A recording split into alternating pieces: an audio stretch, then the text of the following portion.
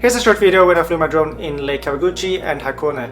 If you're interested in going to Japan and flying your drone yourself, then make sure to check out my other video where I take you through the application process. In that video, I show you how you apply for the application up until the point that you get it approved.